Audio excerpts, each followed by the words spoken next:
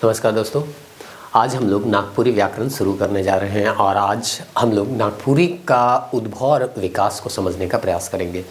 तो यदि आप एग्ज़ाम नहीं भी दे रहे हैं लेकिन आप जो है नागपुरी भाषा बोलते हैं तो इस वीडियो को ज़रूर देखिए। आपको पता चलेगा जो भाषा आप बोल रहे हैं उसका उद्भव कैसे हुआ, कब हुआ, कैसे वो डेवलप हुआ और बेसिक जानकारी लेंगे। बहुत ज़्यादा इसमें हम लोग रिसर्च नहीं करेंगे जो हम लोगों के एग्ज़ाम के पॉइंट ऑफ व्यू से काम आ जाए, बस उतना ही सारा चीज़ आपको हम बताने का प्रयास करेंगे। लेकिन इसी दौरान अगर आपका लैंग्वेज नागपुरी है तो आपको पता चल जाएगा कि आप जो भाषा बोल रहे हैं आखिर उसका उद्भव कितना पुराना है। 1000 साल पुराना है, 500 साल पुराना है, 2000 साल पुराना है, इसका डेवलपमेंट कैसे हुआ और अभी ये पूरी तरह से डेवलप हो चुका है या और भी इसमें प्रक्रिया जो है वो बची हुई है। तो आज का वीडियो अगर आप नागपुरी बोलते हैं तो अंत तक देखिएगा, बहुत सारा चीज़ आपको जानने को मिलेगा। तो जैसा कि आप लोगों को पता है हम लोग नागपुरी व्याकरण जो है यहाँ पे प्रारंभ करने वाले थे और नागपुरी व्याकरण का ये आज पहला हम लोगों का लेक्चर है। और आप लोगों को ये भी पता है कि हम लोग नागपुरी व्याकरण को कुछ इस तरह से कवर करने का प्रयास कर रहे हैं जिससे 10th लेवल, ग्रेजुएशन लेवल और इंटर लेवल का जो भी एग्ज़ाम है वो तीनों का तीनों कवर हो जाए। तो 10th लेवल का जो अगर आप यहाँ पे सिलेबस देखिएगा तो यहाँ सिलेबस में आप देख पा रहे होंगे, यहाँ नागपुरी व्याकरण लिखा है। वर्ण, संज्ञा, सर्वनाम, लिंग, वचन, विशेषण, क्रिया विशेषण, कारक, काल, धातु, क्रिया, अव्यय, विपरीतार्थक शब्द, अनेकार्थक शब्द, उपसर्ग, प्रत्यय, समास, अनेक शब्दों के बदले एक शब्द, वाक्य, शुद्धि। ये नागपुरी व्याकरण 10th लेवल में हम लोगों को पढ़ना है। अगर हम इंटर लेवल का जाए तो वहाँ पे पढ़ना है वर्ण, संज्ञा, सर्वनाम, लिंग, वचन, कारक, विशेषण, क्रिया विशेषण, काल, धातु, क्रिया, वाक्य, अव्यय, उपसर्ग, प्रत्यय, समास, अनेक शब्द के बदले एक शब्द, विलोम शब्द, पर्यायवाची शब्द, समानार्थी शब्द। और ग्रेजुएशन लेवल में जाए तो थोड़ा धुंधला दिख रहा होगा लेकिन हम पढ़ देते हैं वर्ण, विचार, संज्ञा, सर्वनाम, लिंग, वचन, कारक, विशेषण, काल, क्रिया, समास, अव्यय, वाच्य, वाक्य के भेद, विपरीतार्थक शब्द और उनार्थक शब्द। यहाँ पे उनार्थक शब्द जो है एक नया चैप्टर एक तरह से या टॉपिक हम कह सकते हैं जोड़ दिया गया है। अब हम जैसा कि बताए थे कि तीनों लेवल का जो एग्जाम है उसमें बहुत सारे ऐसे टॉपिक हैं जो कि एक दूसरे से ओवरलैप करते हैं। बहुत सारे क्या, लगभग सभी टॉपिक ओवरलैप करते हैं। एक दो टॉपिक ऐसा है जो स्पेशली एक्साइज कांस्टेबल या 10th लेवल के एग्जाम में पढ़ने होते हैं या एक आध टॉपिक जो है ग्रेजुएशन लेवल में पढ़ने होते हैं एक्स्ट्रा में, उनार्थक शब्द जैसे कि आपको बताया गया उस तरह से। तो यहाँ पे हम 20 चैप्टर में कंपाइल किए हैं पूरे नागपुरी व्याकरण को। 20 चैप्टर में सारा जो तीनों लेवल का आपका एग्जाम है उसमें जो जो टॉपिक मेंशन किए हैं सारा टॉपिक इसमें कवर हो जाएगा। सबसे पहले हम लोग देखेंगे आज सामान्य परिचय, नागपुरी भाषा के बारे में जानेंगे, उसका परिचय जानेंगे, उसका उद्भव विकास आज जानेंगे। जैसे कि आपको बोला गया कि अगर आपका लैंग्वेज नागपुरी है तो आप इसको देख सकते हैं क्योंकि आपको पता चलेगा कि आप जो भाषा बोल रहे हैं उसका उद्भव विकास कब हुआ है। फिर है दूसरा चैप्टर हम लोगों का वर्ण है, संज्ञा है, सर्वनाम है, लिंग है, वचन है, कारक है, विशेषण है, काल है, क्रिया है, समास है, अव्यय है, वाच्य है, वाक्य के भेद है, क्रिया विशेषण, उपसर्ग, प्रत्यय। यहाँ पे हम लिख भी दिए हैं जो एक्साइज कांस्टेबल में स्पेशली पढ़ना है या फील्ड वर्कर में पढ़ना है। अनेक शब्द के बदले एक शब्द, विपरीतार्थक शब्द, समानार्थक शब्द और उनार्थक शब्द। तो हम लोग एक एक करके समझने का यहाँ पे प्रयास करेंगे। हर चैप्टर के बाद आपको प्रीवियस ईयर के क्वेश्चन दिए जाएंगे, वहाँ पे आप उसको देख लीजिएगा तो आपको आइडिया भी हो जाएगा। एक आध क्वेश्चन हम लोग यहाँ पे लेक्चर के दौरान भी आपको बताने का प्रयास करेंगे। लेकिन हर लेक्चर के बाद जो ऐप में आपको मिलेगा लेक्चर, उसके बगल में आपको टेस्ट मिलेगा। तो टेस्ट जो है आपको जरूर बनाना है ताकि आपको ये पता चल जाए कि इस टॉपिक से प्रीवियस ईयर में किस तरह के क्वेश्चन आए हैं और कुछ सैंपल क्वेश्चन भी आपको दिए जाएंगे जो कि प्रैक्टिस के लिए होंगे। तो चलिए शुरू करते हैं और आज यहाँ पे हम जानने का प्रयास करते हैं नागपुरी भाषा के बारे में कि आखिर इसका है ना जो परिचय के अंतर्गत ही आता है कि इसका उद्भव और विकास कब हुआ, मतलब कब ये जन्मा, है ना। उद्भव मतलब वही ना होता है जन्मा, कहाँ से इसका शुरुआत होता है और कैसे धीरे धीरे वो डेवलप करता है। तो नागपुरी भाषा का सामान्य परिचय के अंतर्गत हम लोग यहाँ पे नागपुरी भाषा का क्षेत्र देखेंगे, नागपुरी भाषा का महत्व और विशेषता, थोड़ा सा इसका इंट्रोडक्शन परिचय जैसे कि होता है ना आपका थोड़ा परिचय दो, नाम, गाँव, कहाँ से आते हो, कहाँ बोला जाता है, ये सब थोड़ा बहुत इस दौरान आपको पता चल जाएगा। तो कहा जाता है, देखिए यहाँ पे हम दोनों तरह का लैंग्वेज यूज करेंगे। हमको लगता है इससे आपको ज़्यादा परेशानी नहीं होना चाहिए। जहाँ हो सकता होगा वहाँ पे पावर पॉइंट पर भी कहीं नागपुरी लिखा हुआ है, कहीं पे हिंदी लिखा हुआ है, तो मिक्सअप है। यहाँ पे हम लोग जो है MCQ पॉइंट ऑफ व्यू से पढ़ रहे हैं, जेपीएससी में मेंस आंसर राइटिंग के पॉइंट ऑफ व्यू से अभी नहीं बताया जा रहा है। लेकिन मेंस आंसर राइटिंग भी आपका हो जाएगा अगर ये बेसिक चीज़ आपको पता रहेगा। थोड़ा सा आपको गाइड कर दिया जाएगा, आपका मेंस का भी काम चल जाएगा। तो यहाँ पे बहुत ज़्यादा रिजिड नहीं होना है कि नागपुरी पढ़ा रहे तो आप हिंदी क्यों बोल रहे हैं, नागपुरी ही हर समय बोलिए, है ना। हम लोग को जहाँ पे जैसा कंफर्टेबल होगा उस तरह से लैंग्वेज यूज करेंगे। हम मान के चल रहे हैं आप नागपुरी भाषा रखें तो आपका जो लैंग्वेज है वो नागपुरी ही होगा। तो जैसे कि हिंदी नागपुरी कभी हम लोग ऐसे आम बोलचाल में गांव घर में भी बोलते हैं ना, कोई किसी से नागपुरी बात कर लिए, किसी से हिंदी बात कर लिए, तो उसी तरह से ये क्लास भी चलेगा, है ना। कोई रिजिड नहीं है कि हम हिंदी ही लगातार बोलेंगे, या कोई रिजिड नहीं है कि नागपुरी ही लगातार हम बोलेंगे, ठीक ना। चलिए, तो कहत यहाँ सबसे पहला लाइन रौरे मन के दिखत है, नागपुरी राइज काल में इके राइज भाषा यानी नागपुरी के राइज भाषा का दर्जा मिलल रहे। तो एखन रौरे मन के हम बताब कि कैसे फणी मुकुट राय जे नागवंशी राजा कर पहला राजा रहे, सेकर राइज काल में नागपुरी के राजभाषा के दर्जा देवल जाए रहे। हियाँ कर जे जनजाति है, रौरे मन के एखन दिखाब हम एग्जाम्पल कि कैसे हियाँ कर जे किताब है या जे पहला व्याकरण है, सेकर से पता चलेला कि हियाँ कर जे जमींदार रहे, रैयत रहे, मतलब किसान जे रहे, सब नागपुरी भाषा बोलत रहे। यहाँ तक कि मुंडा और उरांव जे आदिवासी रहे, सेहो मन नागपुरी भाषा का प्रयोग करत रहे। और सेले इके हमनी माइन के चलत थी, जितना भी चिट्ठी पत्र रौरे मन के पूर्णा काल कर मिली, सब नागपुरी भाषा में ही मिलेला ई क्षेत्र में। तो हमनी माइन के चलत थी कि अगर राजकाज कर काम नागपुरी भाषा में हुआ थे, तो राजभाषा कर दर्जा के मिल होगी, नागपुरी के मिल हुई। जैसे कि एखन रौरे मने देखबा तो हमनी कर राजकाज के कौन सा भाषा से होएला, हिंदी से होएला, इंग्लिश से होएला। जैसे कि कोर्ट में जाबा तो जितना भी रौरे मन के डिसीजन मिली उ काम में मिली, इंग्लिश में मिली, भले वहाँ हमनी बोला थी चला थी के कर में हिंदी में बोला थी, लेकिन जे डिसीजन आवी से इंग्लिश में आवी। तो वही तरी राइज काल में अगर हमने पूर्णा राइज में अगर देखब नागवंशी कर शुरुआती समय में, तो जितना चिट्ठी पत्र शिलालेख जितना भी मिलेला ज़्यादातर नागपुरी भाषा में मिलेला। तो इकर हमनी एक निष्कर्ष निकलाइला कि पहले कर राजा मने नागपुरी भाषा का प्रयोग करत रहे, और राजा जब नागपुरी भाषा का प्रयोग करत रहे तो हुआ कर जे प्रजा रहे से मन भी नागपुरी भाषा कर ही प्रयोग करत हो। से एक लाइन में यहाँ लिखल रहे, नागपुरी जे कि एखन हमनी जानत थी उकर एगो परिचय है, परिचय देवे कहलक ने। सबसे पहले हमने परिचय देवत थी कि रौर का नाम है के बताओ, तो नागपुरी एगो भाषा है के। तो नागपुरी भाषा कर सबसे पहला परिचय मिलक कि ई पूर्णा काल में राइज भाषा कर इके दर्जा मिलल रहे। जैसे कि एखन हमनी के ऑफिशियल लैंग्वेज जे है हमनी कर देश कर जे है हिंदी है, उहे तरी या राज्य कर भी जे पहला ऑफिशियल लैंग्वेज है के से कौन है के हिंदी है के। तो सेहे तरी जे पूर्णा राज्य काल रहे से बरा नागपुरी के राइज काल का दर्जा मिल रहे, राइज भाषा का दर्जा मिल रहे। नागपुरी कर और भी बहुत सारा नाम है, जैसे कि एगो व्यक्ति हुए ना, जैसे कि हमरे नाम है के दू गो नाम है, रौरे मन का भी हो सकेला, एगो से ज़्यादा या एगो से बागरा नाम हुई। तो यहाँ पे नागपुरी के हमनी कई दूसरा नाम से भी जानीला। एखन हमनी ई स्लाइड में रौरे मन के परिचय बताते, इंट्रोडक्शन, तब रौरे मन के बताल जाए कि आखिर इकर उद्भव कहाँ से होलक। पहले परिचय से बात करब ने, तो पहला परिचय होलक कि पूर्णा काल में के राइज भाषा कहत रहे। दूसरा परिचय का हुआ थे कि इकर बहुत सारा नाम है, जैसे कि सदनी, सादरी, सदरी, शादरी, गंवारी, गवली और नागपुरिया। अब सब नाम कर पीछे लॉजिक है। सदनी यहाँ एक रौरे मन के आगे और भी बताब, वीडियो लेक्चर के अंत तक देखबा तो जानबा कि सदनी जे है उस सदान शब्द से आए है। तो जे भी यहाँ कर गैर जनजाति है, जे आदिवासी संगे बहुत लंबा समय से झारखंड में रहे लायक है, से कि हमने कहिला सदान। और सदान मन जे भाषा कर प्रयोग करे ना, ई आसपास में जे छोटा नागपुर कर इलाका है, जे कि गुमला हो गलक, लोहरदगा हो गलक, रांची हो गलक, खुटी हो गलक, यहाँ जे भी लोग हैं से मन गैर सदानी मने नागपुरी भाषा का प्रयोग करे ना, तो उके सदान मन कर भाषा माइन के उके कहल गेलक सदनी और सदानी कहल गेलक। उकर बाद है सदरी और शादरी भी कहल जाएला। तो रौरे मन के पता हुई कि हॉस्पिटल होएला ना, एगो सदर हॉस्पिटल होएला, तो सदर का मतलब होएला मुख्य स्थान। तो नागपुरी मुख्य स्थान में बोलल जात रहे। और जैसे कि हमने कहली कि ऐसा नहीं रहे कि नागपुरी खाली बोलल जात रहे, आदिवासी मन रहत रहे, तो उमन कर भी अपन जनजातीय भाषा रहे, संपर्क भाषा के तौर पे नागपुरी के यहाँ अपनाल जाए रहे।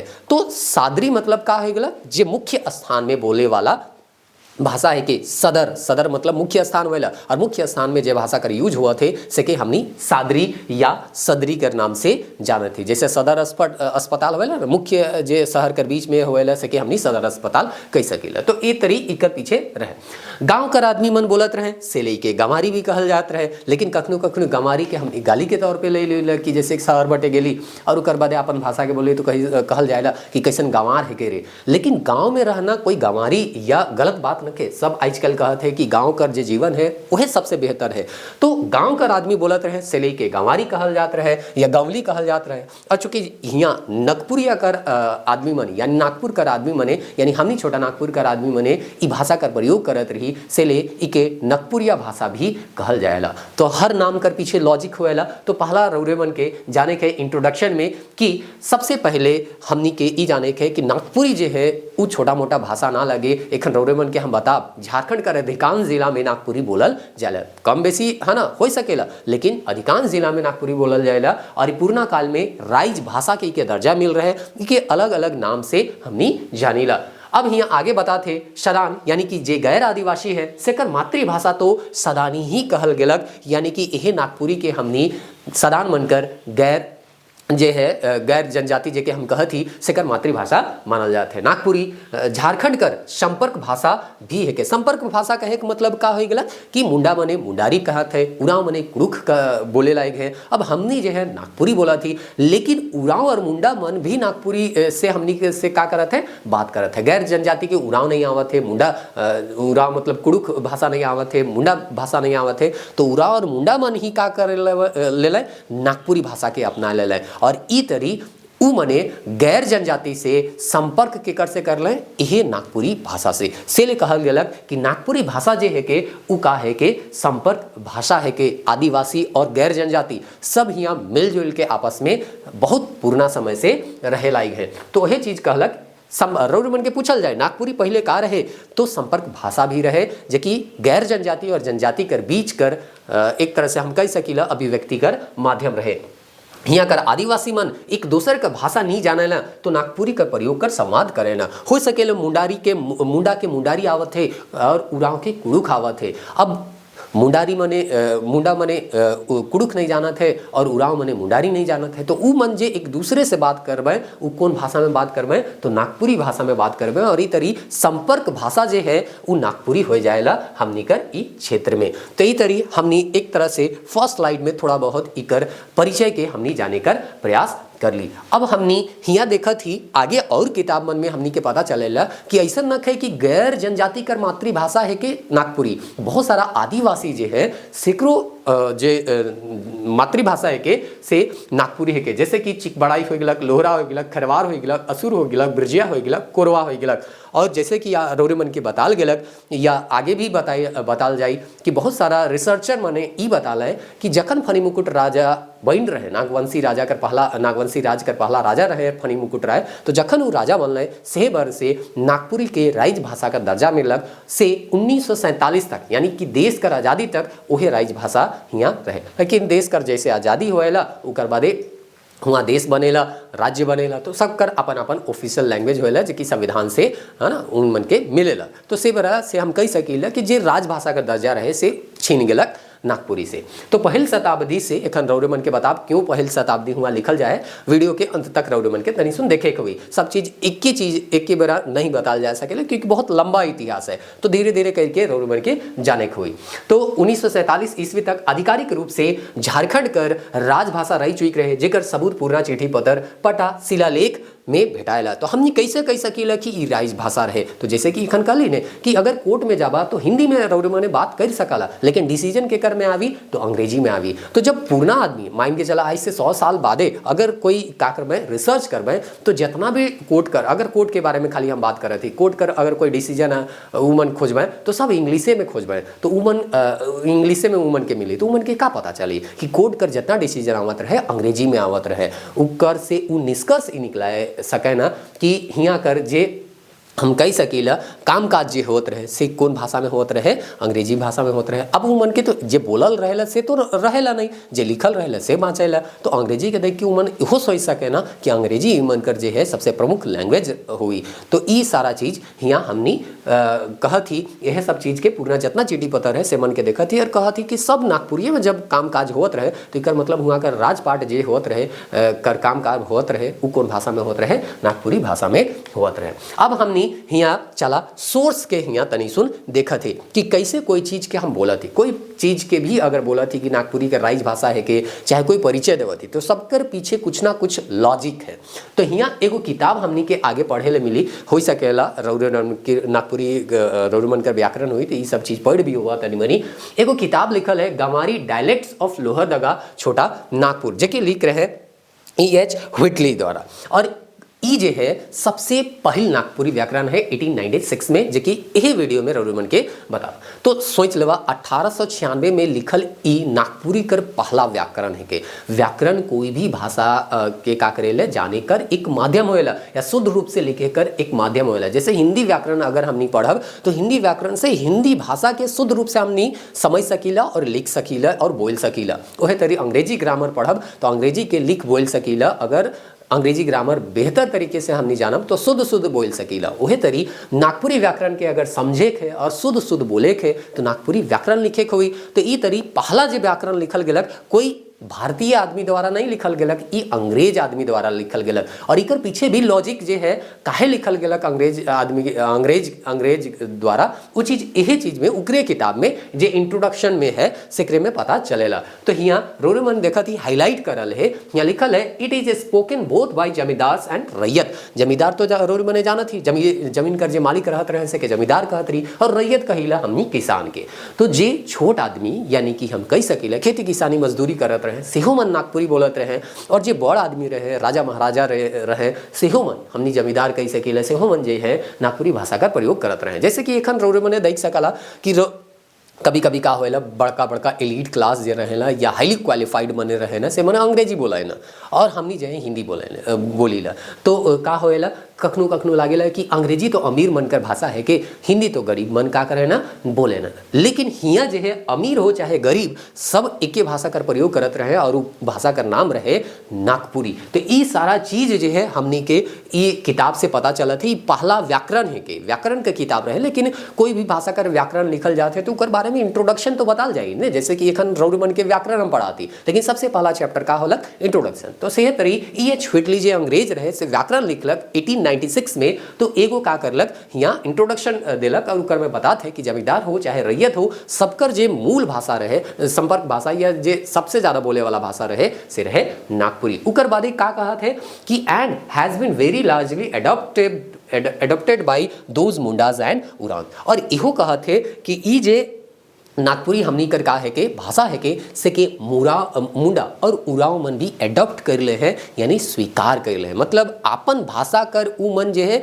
अपने आदमी से का करत है बात करत है, लेकिन जे दूसर आदमी है सेकर से बात करे ले जे भाषा का प्रयोग करत है सेकर नाम है के नागपुरी। से चीज ई अपन किताब में बताए लायक है। यहाँ इहो कहते हैं who formerly spoke only their aboriginal language। जे मुंडा रहे और उराव रहे से आपन जे पारंपरिक जे भाषा रहे चाहे मुंडारी हो चाहे कुड़ुक हो सेकर प्रयोग करत रहे, लेकिन समय के साथ जे है ये नागपुरी कर भी प्रयोग करे लागले, काहे कि राजकाज में यह भाषा का प्रयोग होत रहे। इट यूज ये जे है कॉन्स्टेंटली इंक्रीजिंग, मतलब इकर जे प्रयोग है धीरे धीरे का हुए लागलक और भी बढ़े लागलक। Hence their importance of the understanding and speaking this Ganwaris. देखा हियाँ भी इके का कहल जाए है नागपुरी के गंवारी लैंग्वेज कहल जाए है। तो सब पीछे जे नाम हमनी पढ़े थी ने रौरी मन के बता ली कि नागपुरी कर अलग अलग नाव के से हमनी का करीला जानी ले, तो उ सब कर पीछे लॉजिक है ना। गाँव का आदमी बोलत रहे से ले गंवारी कहल जाते रहे। तो गंवारी है टू द मैजिस्ट्रेट एंड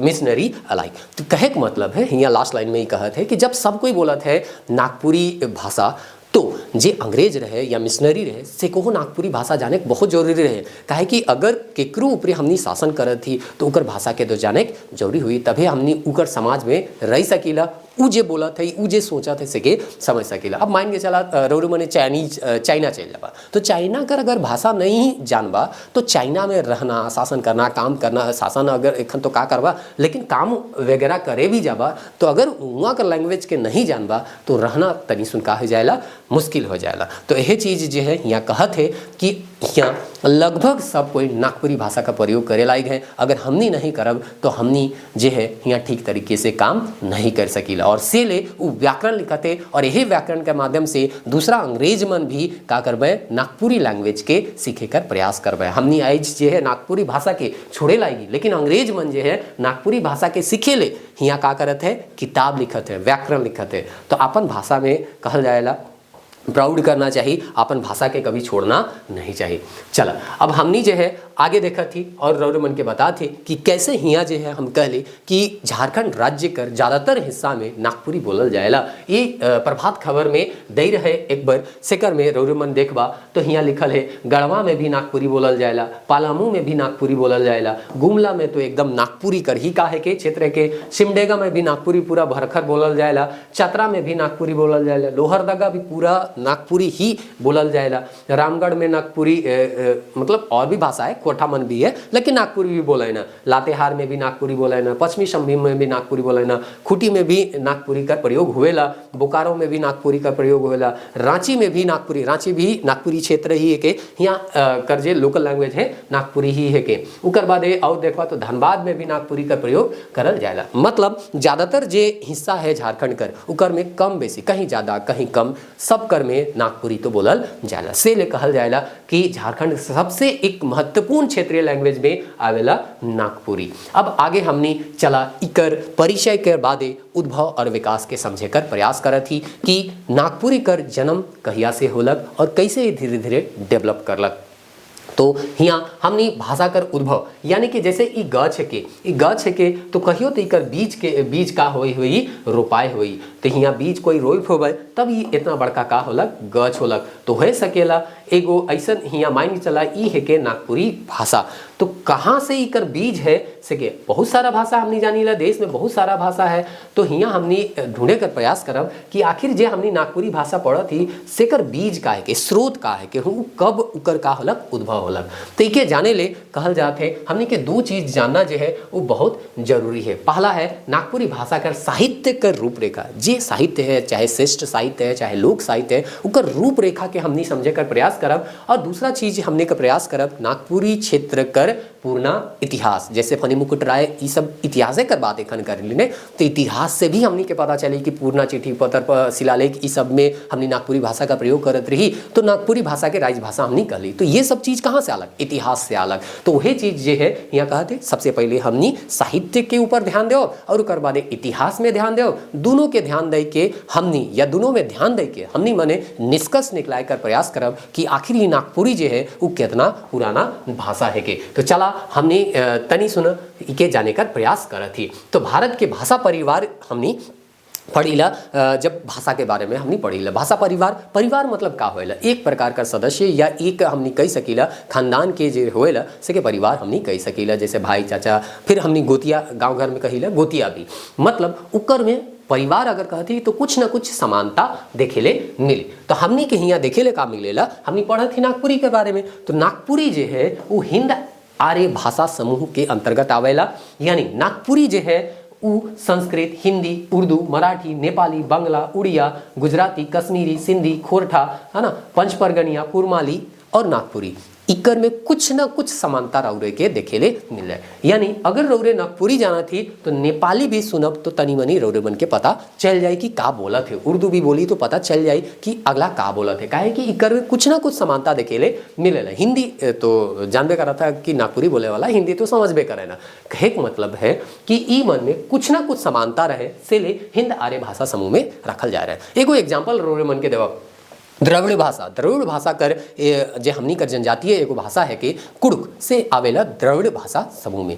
ई भाषा के रौरे मने सुनबा तो एकदम कुछ नहीं बुझाए, मतलब पते नहीं चले कि कुड़ुक में का रौरे के वो बोला थे। यही तरी साउथ में रौरे मने अगर चल जावा तो तमिल, तेलुगु, मलयालम अगर सुनबा तो बिल्कुल पता नहीं चले क्योंकि वो अलग परिवार कर सदस्य के। लेकिन वही मराठी अगर सुनबा, जब मराठी हुएला ना से के सुनबा यहाँ नहीं लिखल, शायद हाँ लिखल तो है मराठी सुनबा अट्टा माजी सटकली तो उके सुन के रौरे मन के मराठी तनी मनी समझ में आ जाए। तो एक भाषा परिवार जब रहेला ना तो उकर में समानता रहेला।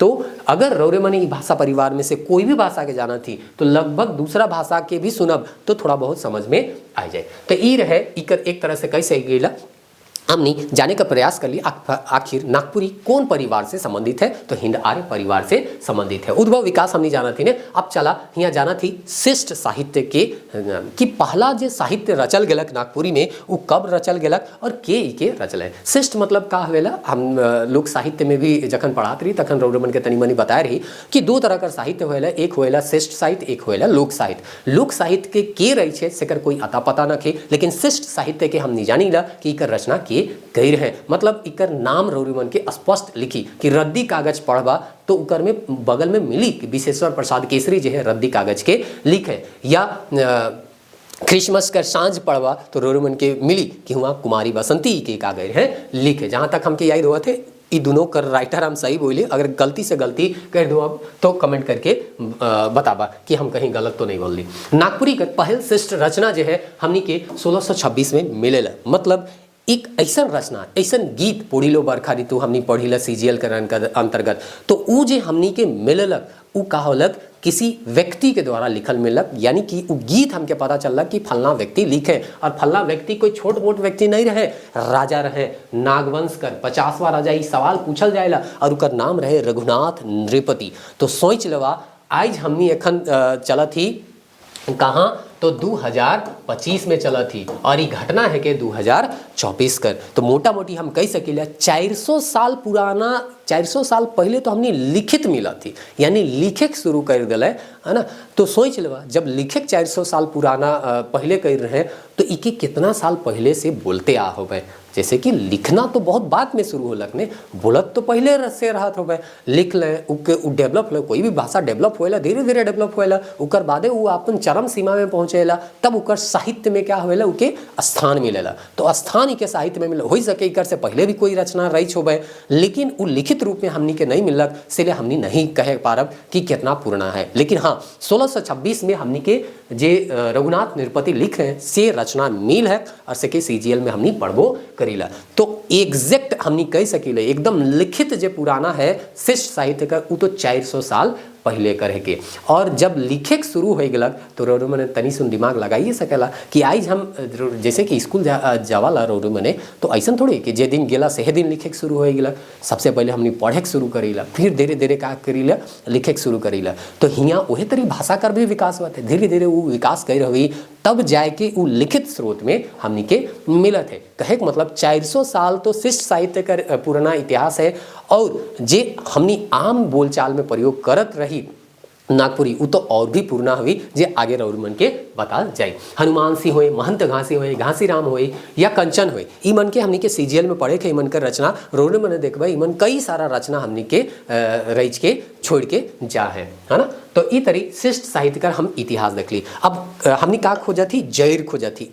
तो जैर खोजते खोजते हमनी जब ऊपरे से नीचे गली तो 400 साल पहले का हो गई नीचे चली गली। अब 400 साल से और हमनी के नीचे जाना है और जाने का प्रयास करना है कि ये जो नागपुरी भाषा का बीज है से कहिया रोपल जा रहे। प्राचीन संस्कृत साहित्य में आप जानीला तो जे लिखित साहित्य है उकर में सबसे पुराना साहित्य में हमनी मान सकीला माफ करबा मान सकेला 4 गो वेद। अब 4 वेद में हमने ढूंढे का प्रयास करा थी कि हमनी कर जे क्षेत्र है या नागपुरी भाषा है सकर बारे में कुछ उल्लेख है कि नहीं है। तो यहाँ मिलेला हमनी के ऋग वेद में कुछ उल्लेख। ऋग वेद में कहल जाएला कि झारखंड जो है वो कीकट प्रदेश के अंतर्गत आवत रहे, और कीकट प्रदेश के अंतर्गत केवल झारखंड नहीं आवत रहे, झारखंड के अलावा भी और कुछ क्षेत्र आवत हो गए, और इस प्रीवियस ईयर में पूछल भी जा रहे हैं। अब यहाँ एक डिटेल बताते हैं कीकट यानी अनार्य देश यहाँ रहे, यानी जे आर्य नहीं रहे से के अनार्य कहल जात रहे। कीकट देशवासी क्रियाहीन थे यहाँ पे बोला जा रहा है, यानी ये लोग कोई काम धाम नहीं करते थे, खेती नहीं करते थे, यज्ञ होम आदि नहीं करते थे जैसे कि आर्य लोग करते थे, केवल गाय पाला करते थे, यानी कि जो पशु पालन है वो काम करते थे, खेती बाड़ी कृषि जो है वो नहीं करते थे। ये कीकट प्रदेश के बारे में विशेषता बताया गया है ऋग्वेद में। आगे अगर हम लोग यहाँ पे देखें तो हम लोगों को विशेषता मिलता है हम लोगों को जानकारी मिलता है अर्थर्ववेद में। अर्थर्ववेद में बोला जाता है कि मगध, अंग, पुंड्र और कलिंग जो क्षेत्र है उसको कुल मिला के व्रात्य प्रदेश के तौर पर जानते हैं। मगध आप जान रहे हैं बिहार का कुछ एरिया यहाँ पे आ जाएगा, और अंग के अंतर्गत संथाल परगना आता था, और पुंड्र के अंतर्गत छोटा नागपुर आता था, और ये सब झारखंड में भी हमको पढ़ना है, ये झारखंड में हम आपको पढ़ाएंगे भी। तो यहाँ पे व्रात्य प्रदेश कहा जाता था। अब इस व्रात्य प्रदेश के बारे में क्या बताया गया है कि व्रात्य का मतलब होता था बंजारा या घुमंतु, मतलब वह क्षेत्र जहाँ पे बंजारा या इधर उधर जाके लोग रहते थे या घुमंतु थे, इधर उधर पशुचारण करने के लिए या खेती बाड़ी तो करते नहीं थे, तो जहाँ मन किया वहाँ चले जाते थे। तो उस तरह के क्षेत्र को हम लोग व्रात्य प्रदेश कहते थे, क्योंकि उसका मतलब होता था बंजारा। संभवतः ये घुमंतु जातियां आज के बिरहोर, असुर, मुंडा हो, संथाल आदि के पूर्व पुरुष रही हो। तो जो जनजाति यहाँ पे है उसी के पूर्व पुरुष रहे होंगे, जो कि कोई खेती बाड़ी नहीं करते थे, इधर उधर घूमते थे, पशुपालन करते थे और अपना जीवन बसर करते थे। अथर्ववेद का व्रात्य कांड एवं व्रात्य स्रोत इस बात का प्रतीक साक्षी है कि उस समय तक आर्यों का इन क्षेत्र में पर्याप्त प्रभाव एवं अधिकार हो चुका था, यानी आर्य जो है वो आ चुके थे। जो उत्तर पूर्व भारत, उत्तर पश्चिम भारत है ना, उससे वो लोग कहाँ पे आ चुके थे, यहाँ पे झारखंड में आ चुके थे। वो यहाँ व्रात्यों को, व्रात्य मतलब कौन हो गए, बंजारा या घुमंतु, जो यहाँ पे इधर उधर घूम के पशुपालन करते थे, उनको दीक्षित करने के लिए व्रात्य देव यति बनकर आए, यानी उनको आए और दीक्षित किए, शिक्षा दीक्षा दिए, कृषि सिखाए होंगे, भाषा सिखाए होंगे, और इस तरह से वो गैर जनजाति थे। और इसीलिए तो हिंद आर्य भाषा के अंतर्गत नागपुरी आया। वो लोग जो है अपना भाषा बोलते होंगे, यहाँ का जो है अपना रीजनल लैंग्वेज होगा, जो जनजातीय लैंग्वेज होगा, दोनों आपस में मिल गया और एक नया भाषा का यहाँ पे उद्भव होगा, जिसको नागपुरी के तौर पे जानेंगे। इस क्रम में व्रात्य कांड सूक्तों की रचना हुआ। गैर जनजातीय भाषा सदानी था, को हम लोग सदान का है, और इस तरह से उनके द्वारा जो बोला गया वो सदानी भाषा हो गया। तो इसका निष्कर्ष वही है, ऋग्वेद में अनार्य थे, अथर्ववेद में व्रात्य के बारे में बताया, आर्य आलय, व्रात्य देव दीक्षित कर रहे, और गैर जनजाति रहे सदान, सदान रहे जे आर्य।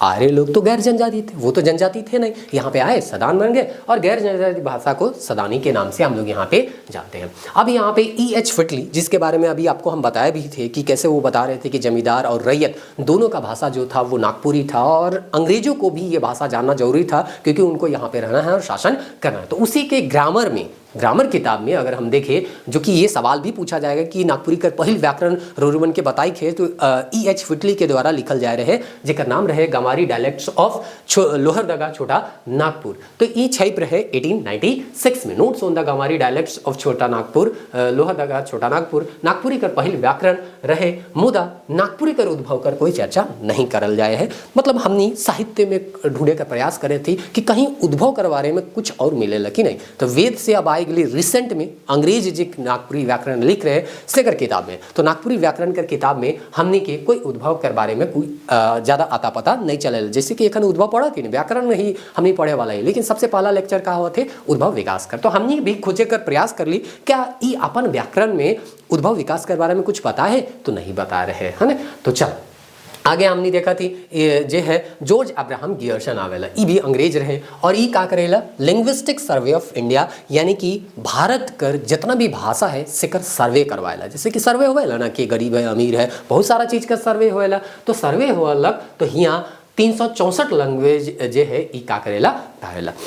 उकर बादे ई सर्वे के हुए में लगभग शुरुआत हो रहे 1894 में और खत्म होलक 1928 में, मोटा मोटी 30 साल कर आसपास लाइक जाएला। 30 साल कर बादे ई जे सर्वे है वो पब्लिश हुएला, और पब्लिश हुएला तो पता चलेला नागपुरी के बारे में कि गियर्सन तो बिहारी के अंतर्गत 3 बोली के राइक रहे। पहला नाम रहे मगही, दूसरा नाम रहे भोजपुरी और तीसरा नाम रहे मैथिली। अब भोजपुरी पर विचार करते हुए इसकी 3 मुख्य उपबोलियां मानी गई, जिसमें पहला था परिनिष्ठ भोजपुरी, दूसरा था पश्चिमी भोजपुरी और तीसरा था नागपुरिया। कहने का मतलब यहाँ पे देखिए गियर्सन जो है वो 3 बोली जो है वो बताए, पहला था मगही, भोजपुरी, मैथिली। और ये जो नागपुरी आया ये जो है इस 3 में भी नहीं आया, इस 3 में भी नहीं आया ये बोली, ये आता है किसके अंतर्गत, भोजपुरी के अंतर्गत इसको रखा गया। तो भोजपुरी के अंतर्गत 3 था, पहला परिनिष्ठ भोजपुरी, पश्चिमी भोजपुरी और उसके बाद नागपुरी। तो नागपुरी को भाषा का दर्जा दिया ही नहीं गया,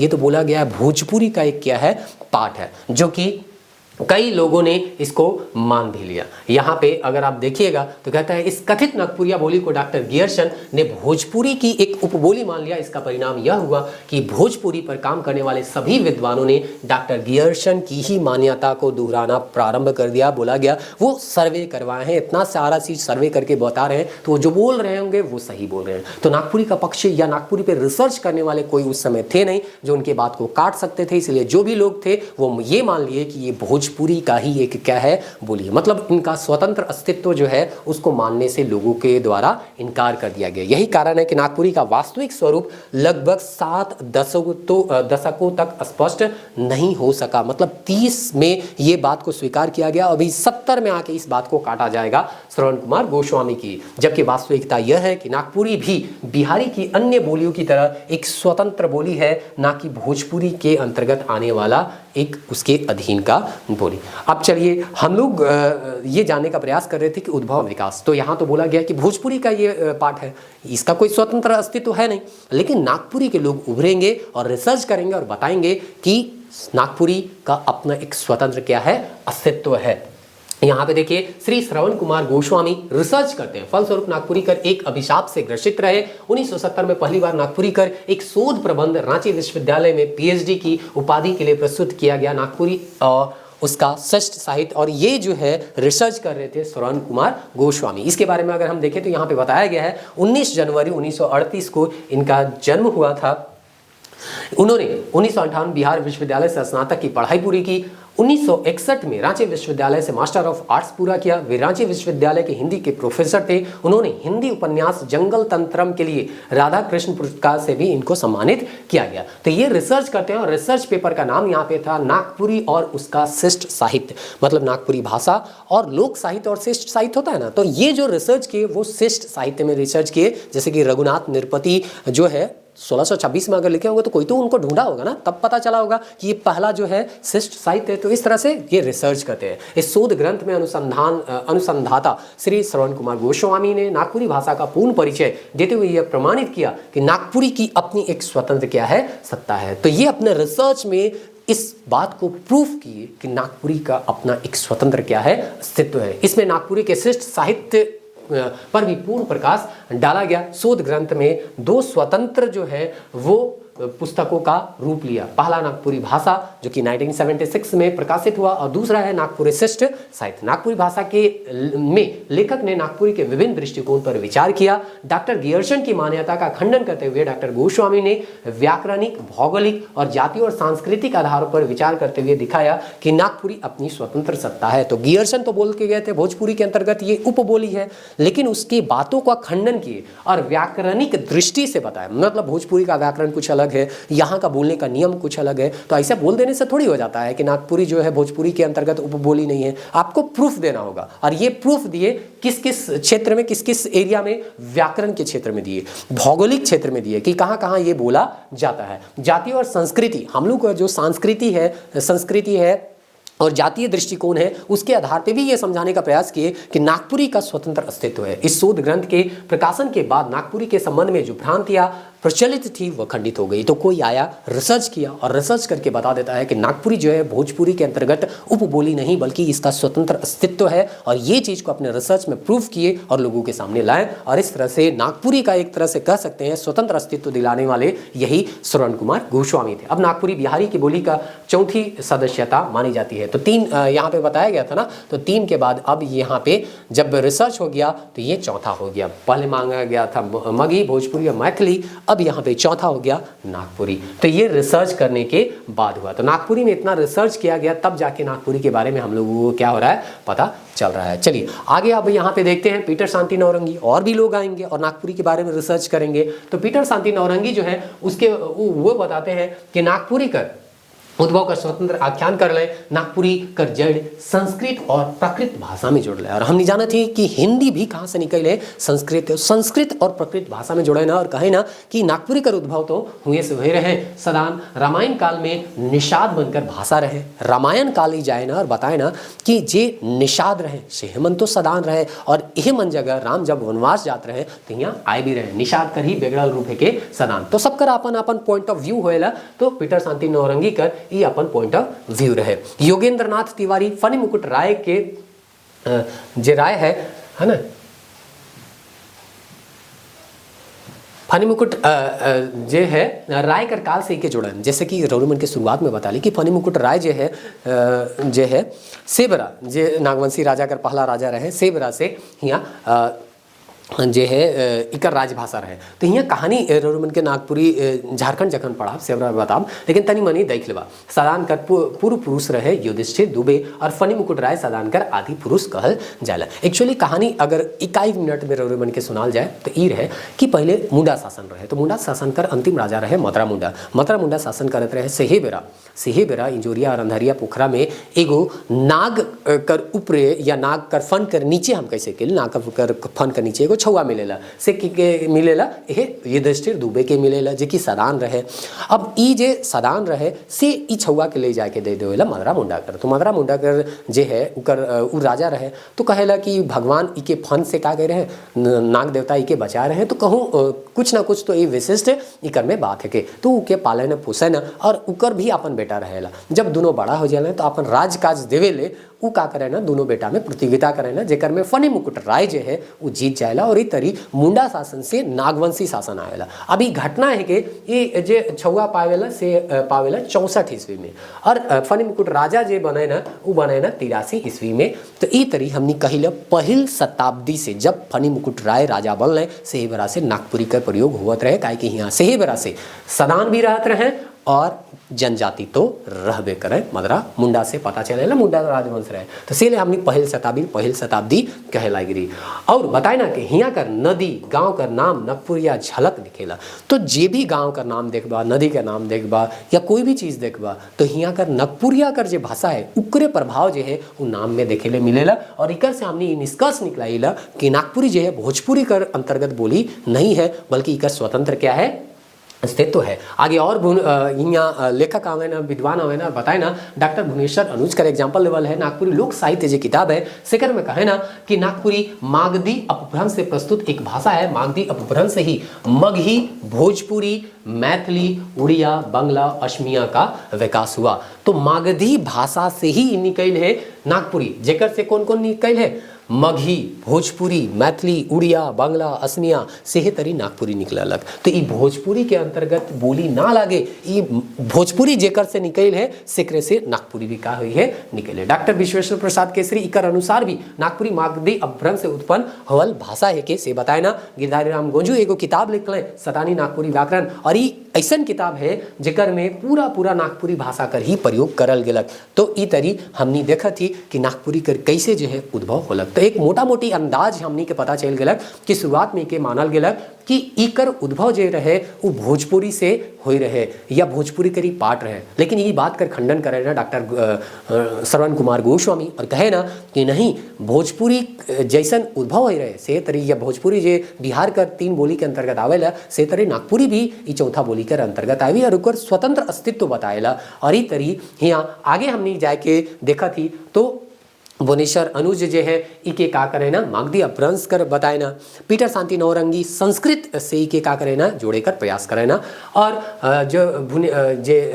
ये योगेंद्र नाथ तिवारी है से फनी मुकुट राय कर काल से के जोड़े ना। तो कुल मिलाए कि हमने पहिल शताब्दी से जोड़ दिली कि पहिल शताब्दी से भाषा बोलाते आवत है और शिष्ट साहित्य हमनी के मिलेला 1626 में रघुनाथ निरपति के द्वारा। तो हमनी कही सकीले बहुत पुराना भाषा है कि हमनी कर नागपुरी। अब आगे हमने यहाँ देखा थी कि नागपुरी अब इके कंक्लूजन के खत्म कर थी और इकर क्षेत्र की ओर जा कि ई कौन कौन क्षेत्र में बोलल जाए थोड़ा बहुत तो रोमन के बता रही, लेकिन किताबी भाषा में सवाल जे पूछल जाए सेकर भाषा में हम बताओ। नागपुरी गोटे सरल सहज और सौहार्द कर भाषा है कि जे जाइत पाइत धर्म समुदाय के रूप में उठ के गोटा झारखंड के एकता के डोर में बांधे ना से के केसरी कुमार गीतों कर रानी और बीपी केसरी बांसुरी कर भाषा कह रहे बहुत ही मधुर भाषा है कि नागपुरी। तो नागपुरी रौरे कर अगर मातृभाषा है कि तो जरूर के बोलू के छोड़े न के। तो ये तरी इस सवाल में पूछल जाए सके। नागपुरी भाषा का अगर क्षेत्र देखब तो यहाँ क्षेत्र तो वैसे उ पेपर कटिंग में जे एखन शुरुआती वीडियो में बता रही सेकर में रोमन के पता चल गया कि कौन कौन जिला में बोलल जाएला, लेकिन ये किताब में मिलेला कखनो कखनो सवाल पूछ सकेला से ले इके देख लो। बंगाल, उड़ीसा, मध्य प्रदेश, छत्तीसगढ़ के सीमा से लागल होएला। असम में जे जाए रहे सेमन बोले ना। अंडमान निकोबार के क्षेत्र में भी रहे वाला जे नागपुरिया आदमी सेमन बोले ना। डॉक्टर बीपी केसरी के माने है कि भौगोलिक दृष्टि से नागपुरी 22 डिग्री उत्तरी अक्षांश से लेकर 25 डिग्री उत्तरी अक्षांश और 23 डिग्री पूर्वी देशांतर से लेकर 87 डिग्री पूर्वी देशांतर तक का होएला बोलल जाएला। जेकर में संथाल परगना कर कुछ भाग जे उत्तर पूरब बटे निकलल है। इकर क्षेत्रफल लगभग 30 से 35 हजार मील है। अपन देश में भर में नए विदेशों में जहां जहां रोजी रोटी कमाए गए हुआ रह के ईमन अपन संगे नागपुरिया भाषा कर संस्कृति के लेते गए। एखन कर बेरा में बहुत बड़ संख्या में नागपुरी भाषा कर बोलवैया मन दिल्ली, कलकत्ता, चेन्नई मतलब जहाँ जहाँ घूमे गए तहाँ तहाँ मिलेला। आगे हमने देखा थी सब इकर विकास अगर डेवलपमेंट में देखे उद्भव तो हमने लगभग थोड़ा बहुत समझ में आएगा विकास के देखा कि कैसे ही भाषा कर और विस्तार होलक। तो 27 जुलाई के 1957 के आकाशवाणी रांची कर स्थापना होलक और एकर में नागपुरी के स्थान देवल गलक। नागपुरी गीत उत ये सब जो है हुए लागलक हुआ तो आम जन तक ही का हुआ था पहुंचा थे। फिर 1973 में शैक्षणिक सफर कर शुरू होलक। 80 में जनजातीय और क्षेत्रीय भाषा TRL जे के हमने कही TRL जे है ना कहिला सेकर का होलक स्थापना होलक और MA स्तर का पढ़ाई 1981 से शुरू होलक। 2011 में द्वितीय भाषा कर राज्य भाषा के दर्जा मिलक। आज हर प्रतियोगिता परीक्षा में एखन जैसे प्रतियोगिता परीक्षा के तैयारी करे वाला ही मन पढ़े लाग गए। अगर प्रतियोगिता परीक्षा से के हटाए देवल जाए तो कोई नागपुरी के पूछबे भी नहीं जैसे देखे में लागे लागे। तो से चलते जे है नागपुरी का वैल्यू जो है बढ़ गलक और इकर विकास हुआ थे और नागपुरी के हमने इतना चाव से का करत थी पढ़त थी। अगर आज एग्जाम से कर सिलेबस के हटाए देवल जाए तो कोई ई भाषा के देखबे नहीं। तो ये तरी मातृभाषा का सम्मान होते रहेला और हमनी के भी करना चाहिए। जे भाषा हमनी जन्म के बोला थी से भाषा के कभी भी छोड़ना नहीं चाहिए। मरते दम तक वो भाषा कर यूज करते रहना चाहिए। चल तो ये तरी हमनी आज इकर बारे में जान ली। अब इकर जे सवाल है से के जावा और टेस्ट में रौरे मने बनावा। टेस्ट में रौरे मन के सवाल मिल जाए। मिले नेक्स्ट वीडियो में। उम्मीद करेला आज कर लेक्चर रौरे मन के पसंद में आए हुए।